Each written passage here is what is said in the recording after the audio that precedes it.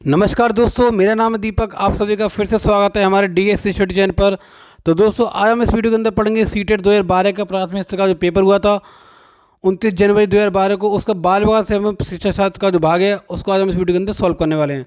दोस्तों, आप भी अगर सीटेट की तैयारी कर रहे हैं या सीटेट का पेपर देने वाले हैं तो ये वीडियो आपकी काफ़ी हेल्पफुल रहने वाली है। तो दोस्तों, वीडियो के अंदर जरूर देखें। दोस्तों, इस वीडियो के अंदर हमने 30 प्रश्न लिए हैं। तो दोस्तों, आप हमें कमेंट बॉक्स में जरूर बताएं इन 30 प्रश्नों में से आपके कितने प्रश्न ठीक हुए। तो चलिए दोस्तों, शुरू करते हैं आज के प्रश्न नंबर 1 से। एक शिक्षक प्रश्न पत्र बनाने के बाद यह जांच करता है कि क्या प्रश्न परीक्षण के विशिष्ट उद्देश्य की परीक्षा ले रहे हैं। वह मुख्य रूप से प्रश्न पत्र की के डैश के बारे में चिंतित है। 1. वैधता। 2. संपूर्ण विषय वस्तु को शामिल करना। 3. प्रश्नों के प्रकार। या फिर 4. विश्वसनीयता। तो दोस्तों, इसका उत्तर होगा ऑप्शन नंबर 2, संपूर्ण विषय वस्तु को शामिल करना। क्योंकि दोस्तों, अच्छे प्रश्न पत्र की निर्माण करना ही एक शिक्षक का सर्वोपरि हमारा उद्देश्य होता है। नेक्स्ट, विवेचनात्मक शिक्षा शास्त्र का यह दृढ़ विश्वास है कि एक शिक्षक को हमेशा कक्षा कक्ष के अनुदेशन का नेतृत्व करना चाहिए। 2. शिक्षार्थियों को स्वतंत्र रूप से तर्कना नहीं करनी चाहिए। 3. बच्चे स्कूल से क्या सीखते हैं यह अप्रासंगिक है। या 4. शिक्षार्थियों के अनुभव और प्रत्यक्षण महत्वपूर्ण होते हैं। तो दोस्तों, इसका उत्तर होगा ऑप्शन नंबर 4, शिक्षार्थियों के अनुभव और प्रत्यक्षण महत्वपूर्ण होते हैं। नेक्स्ट, विद्यालय आधारित आकलन मुख्य रूप से किन सिद्धांत पर आधारित होता है। 1. आकलन बहुत किफ़ायती होना चाहिए। 2.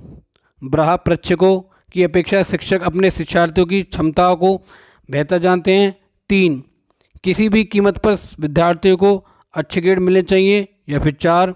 विद्यालय भारी परीक्षा निकायों की अपेक्षा ज़्यादा सक्षम है। तो दोस्तों, इसका उत्तर होगा ऑप्शन नंबर 2,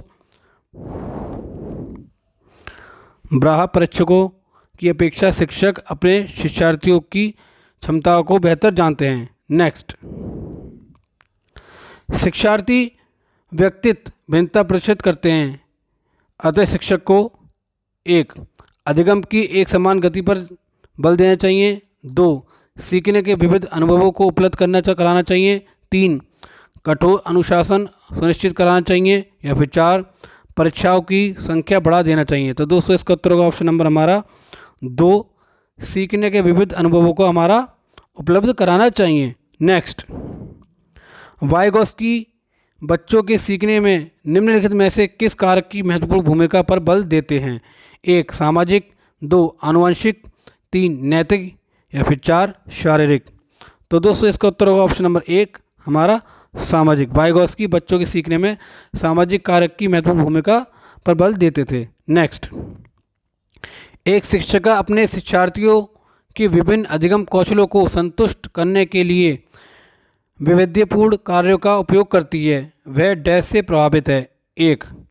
जीन पियाजे के संज्ञानात्मक विकास के सिद्धांत से। 2. कोलबर्ग के नैतिक विकास के सिद्धांत से। 3. गार्डनर के बहुबुद्धि सिद्धांत से। या फिर 4. वाइगोस्की के सामाजिक सांस्कृतिक सिद्धांत से। तो दोस्तों, इसका उत्तर होगा ऑप्शन नंबर हमारा 3, गार्डनर के बहुबुद्धिक सिद्धांत से।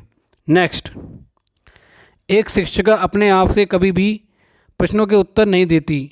वह अपने विद्यार्थियों को उत्तर देने के लिए समूह चर्चाएं और सहयोगात्मक अधिगम अपनाने के लिए प्रोत्साहित करती है। यह उपागम डैश के सिद्धांत पर आधारित है। 1. सक्रिय भागीदारिता। 2. अनुदेशात्मक सामग्री के उचित संगठन। 3.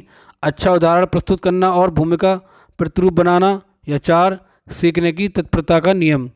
तो दोस्तों, इसका उत्तर होगा हमारा ऑप्शन नंबर 1, सक्रिय भागीदारिता। नेक्स्ट, निम्नलिखित में से कौन सा शिक्षक से संबंधित अधिगम को प्रभावित करने वाला कारक है। 1. विषय वस्तु में प्रविणता। 2. बैठने की उचित व्यवस्था। 3. शिक्षण अधिगम संसाधनों की उपलब्धता। या 4. विषय वस्तु या अधिगम अनुभव की प्रकृति। तो दोस्तों, इसका उत्तर होगा ऑप्शन नंबर 1, हमारा विषय वस्तु की प्रवृत्ता, क्योंकि शिक्षक को अपने विषय का संपूर्ण ज्ञान हमारा होना चाहिए। नेक्स्ट, राज्य स्तर की एकल गायन प्रतियोगिता के लिए विद्यार्थी को तैयार करते समय एक विद्यालय लड़कियों को वरीयता देता है। यह दर्शाता है कि 1 लैंगिक पूर्वाग्रह, 2 वैश्विक प्रवृत्तियाँ, 3 प्रयोजनात्मक उपागम या 4 प्रगतिशील चिंतन। तो दोस्तों इसका उत्तर होगा ऑप्शन नंबर हमारा 1 लैंगिक पूर्वाग्रह। नेक्स्ट, बीजों का अंकुरण संकल्पना के शिक्षण का सबसे प्रभावी पद्धति है। 1 विस्तृत व्याख्या करना, 2 विद्यार्थियों द्वारा पौधे के बीज बोना और उसके अंकुरण के चरणों का अवलोकन करना, 3 श्यामपट्ट पर चित्र बनाना और वर्णन करना, या 4 बीज की वृद्धि के चित्र दिखाना। तो दोस्तों इसका उत्तर होगा ऑप्शन नंबर हमारा 2 विद्यार्थियों द्वारा पौधे के बीज बोना और उसके अंकुरण के चरणों का अवलोकन करना। नेक्स्ट, जब बच्चा फेल होता है तो इसका तात्पर्य है कि 1 बच्चा पढ़ाई के लिए योग्य नहीं है, 2 बच्चे ने उत्तरों को सही तरीके से नहीं याद किया, 3 बच्चे को प्राइवेट ट्यूशन लेनी चाहिए, या 4 व्यवस्था फेल हुई। तो दोस्तों इसका उत्तर होगा ऑप्शन नंबर हमारा 4 व्यवस्था फेल हुई। नेक्स्ट, शिक्षण अधिगम से अधिगम पर बल देने वाला परिवर्तन हो सकता है। 1 परीक्षा परिणामों पर केंद्रित होकर, 2 बाल केंद्रित शिक्षा पद्धति अपनाकर, 3 रटने को प्रोत्साहित करके, या 4 अग्र शिक्षण की तकनीक अपनाकर। तो दोस्तों इसका उत्तर होगा हमारा ऑप्शन नंबर हमारा 2 बाल केंद्रित शिक्षा पद्धति अपनाकर। नेक्स्ट, समावेशी शिक्षा 1 होशिये पर स्थित वर्गों से शिक्षकों को सम्मिलित करने से संबंधित है, 2 कक्षा में विविधता का उत्सव मनाती है, 3 दाखिली संबंधी कठोर प्रक्रियाओं को बढ़ावा देती है, या 4 तथ्यों की शिक्षा से संबंधित है। तो दोस्तों इसका उत्तर होगा हमारा ऑप्शन नंबर 2 कक्षा में विविधता का उत्सव मनाती है। नेक्स्ट, निम्नलिखित में से कौन सा वस्तुनिष्ठ प्रश्न है? 1 निबंधात्मक प्रश्न, 2 लघु उत्तरात्मक प्रश्न, 3 मुक्त उत्तर वाला प्रश्न, या फिर 4 सत्य या असत्य। तो दोस्तों इसका उत्तर होगा ऑप्शन नंबर हमारा 4 सत्य या असत्य। नेक्स्ट, निम्नलिखित में से कौन सी प्रगतिशील शिक्षा की विशेषता है? 1 समय सारणी और बैठने की व्यवस्था में लचीलापन, 2 केवल प्रस्तावित पाठ्य पुस्तकों पर आधारित अनुच्छेद, 3 परीक्षाओं में अच्छे अंक प्राप्त करने पर बल, या 4 बार बार ली जाने वाली परीक्षाएं।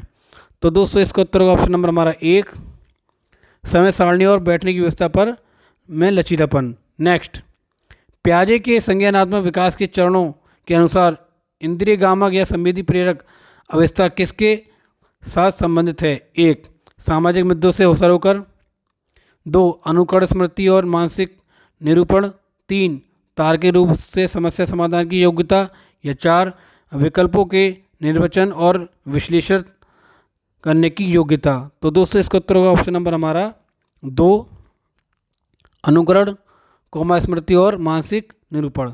नेक्स्ट, कोलबर्ग के अनुसार शिक्षक बच्चों में नैतिक मूल्यों का विकास कर सकता है। 1 कैसे व्यवहार किया जाना चाहिए, इस पर कठोर निर्देश देकर, 2 धार्मिक शिक्षा को महत्व देकर, 3 व्यवहार के स्पष्ट नियम बनाकर, या 4 नैतिक मुद्दों पर आधारित चर्चाओं में उन्हें शामिल करके। तो दोस्तों इसका उत्तर होगा ऑप्शन नंबर हमारा 4 नैतिक मुद्दों पर आधारित चर्चाओं में उन्हें शामिल करके। नेक्स्ट, छोटे शिक्षार्थियों को कक्षा कक्ष में समवयस्कों के साथ अंतःक्रिया के लिए प्रोत्साहित करना चाहिए, जिससे 1 शिक्षक कक्षा कक्ष को बेहतर तरीके से नियंत्रित कर सके, 2 वे एक दूसरे से प्रश्नों के उत्तर सीख सकें, 3 पाठ्यक्रम को बहुत जल्दी पूरा किया जा सके, या 4 वे पढ़ने के दौरान सामाजिक कौशल सीख सकें। तो दोस्तों इसका उत्तर होगा ऑप्शन नंबर हमारा डी, यानी 4 वे पढ़ने के दौरान सामाजिक कौशलों को सीख सकें। नेक्स्ट, जब एक निर्योग्य बच्चा पहली बार विद्यालय आता है तो शिक्षक को क्या करना चाहिए? 1 प्रवेश परीक्षा लेनी चाहिए, 3 बच्चे की निर्योग्यता के अनुसार उसे विशेष विद्यालय में भेजने का प्रस्ताव देना चाहिए, 3 उसे अन्य विद्यार्थियों से अलग रखना चाहिए, या 4 सहकारी योजना विकसित करने के लिए बच्चे के माता पिता के साथ चर्चा करनी चाहिए। तो दोस्तों इसका उत्तर होगा ऑप्शन नंबर हमारा 4 सहकारी योजना विकसित करने के लिए बच्चे के माता पिता के साथ चर्चा करनी चाहिए। नेक्स्ट, प्रायः शिक्षार्थियों की त्रुटियां डैश की ओर संकेत करती हैं। 1 शिक्षार्थियों के सामाजिक आर्थिक स्तर, 2 वे कैसे सीखते हैं, 3 यांत्रिक अभ्यास की आवश्यकता, या 4 सीखने की अनुपस्थिति। तो दोस्तों इसका उत्तर होगा ऑप्शन नंबर हमारा 2 वे कैसे सीखते हैं। नेक्स्ट, निम्नलिखित में से कौन सी समस्या समाधान की वैज्ञानिक पद्धति का पहला चरण है। 1 प्राकल्पना का निर्माण करना, 2 प्राकल्पना का परीक्षण करना, 3 समस्या के प्रति जागरूकता, या 4 प्रासंगिक जानकारी को एकत्रित करना। तो दोस्तों इसका उत्तर होगा ऑप्शन नंबर हमारा 3 समस्या के प्रति जागरूकता। नेक्स्ट, मानव व्यक्तित्व परिणाम है केवल आनुवंशिकता का, 2 पालन पोषण और शिक्षा का, 3 आनुवंशिकता और वातावरण की अंतःक्रिया का, या 4 केवल वातावरण का। तो दोस्तों इसका उत्तर होगा ऑप्शन नंबर 3 आनुवंशिकता और वातावरण की अंतःक्रिया का। नेक्स्ट, शिक्षण अधिगम प्रक्रिया में व्यक्तिगत रूप से ध्यान देना महत्वपूर्ण है क्योंकि 1 बच्चे की विकास दर भिन्न होती है और वे भिन्न तरीके से सीख सकते हैं, 2 शिक्षार्थी हमेशा समूह में ही बेहतर सीखते हैं, 3 शिक्षक परीक्षण कार्यक्रम में ऐसा ही बताया गया है, या 4 इससे प्रत्येक शिक्षार्थियों को अनुशासित करने के लिए शिक्षकों को बेहतर अवसर मिलते हैं। तो दोस्तों इसका उत्तर होगा ऑप्शन नंबर हमारा 1 बच्चों की विकास की दर भिन्न होती है और वे भिन्न तरीके से सीख सकते हैं। नेक्स्ट, निम्नलिखित में से कौन सा सीखने का क्षेत्र है। 1 व्यवसायिक, 2 अनुभाविक, 3 भावात्मक, या 4 आध्यात्मिक। तो दोस्तों इसका उत्तर होगा ऑप्शन नंबर हमारा 3 भावात्मक। नेक्स्ट, जब बच्चा कार्य करते हुए उबरने लगता है तो यह इस बात का संकेत होता है कि 1 बच्चे को अनुशासित करने की ज़रूरत है, 2 संभवतः कार्य यांत्रिक रूप से बार बार हो रहा है, 3 बच्चा बुद्धिमान नहीं है, या 4 बच्चे में सीखने की योग्यता नहीं है।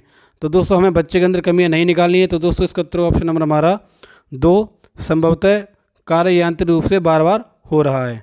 नेक्स्ट, शिक्षा के संदर्भ में समाजीकरण से तात्पर्य है। 1 सामाजिक मानदंडों का सदैव अनुपालन करना, 2 अपने सामाजिक मानदंड बनाना, 3 समाज में बड़ों का सम्मान करना, या 4 सामाजिक वातावरण में अनुकूलन और समायोजन। तो दोस्तों इसका उत्तर होगा ऑप्शन नंबर हमारा 4 सामाजिक वातावरण में अनुकूलन और समायोजन। नेक्स्ट, निम्नलिखित में से कौन सा विकास का सिद्धांत है। 1 विकास की सभी प्रक्रियाएं अंतर संबंधित नहीं है, 2 सभी की विकास दर समान नहीं होती, 3 विकास हमेशा रेखीय होता है, या 4 यह निरंतर चलने वाली प्रक्रिया नहीं है।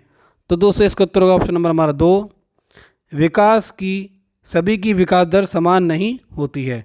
नेक्स्ट, मानव विकास को क्षेत्रों में विभाजित किया जाता है जो है 1 शारीरिक, आध्यात्मिक, संज्ञानात्मक और सामाजिक, 2 शारीरिक, संज्ञानात्मक, संवेगात्मक और सामाजिक, 3 संवेगात्मक, संज्ञानात्मक, आध्यात्मिक और सामाजिक मनोवैज्ञानिक, या 4 मनोवैज्ञानिक, संज्ञानात्मक, संवेगात्मक और शारीरिक। तो दोस्तों इसका उत्तर होगा ऑप्शन नंबर हमारा 2 शारीरिक, संज्ञानात्मक, संवेगात्मक और सामाजिक। नेक्स्ट,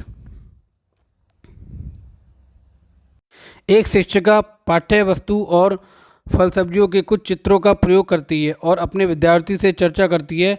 विद्यार्थी इस जानकारी को अपने पूर्व ज्ञान से जोड़ते हैं और पोषण की संकल्पना को सीखते हैं। ये उपागम डैश पर आधारित है। ज्ञान के निर्माण 1 2 अधिगम के शास्त्रीय अनुबंधन, 3 पुनर्वर्णन के सिद्धांत, या 4 अधिगम के सक्रिय अनुबंधन। तो दोस्तों इसका उत्तर होगा ऑप्शन नंबर 1 ज्ञान के निर्माण।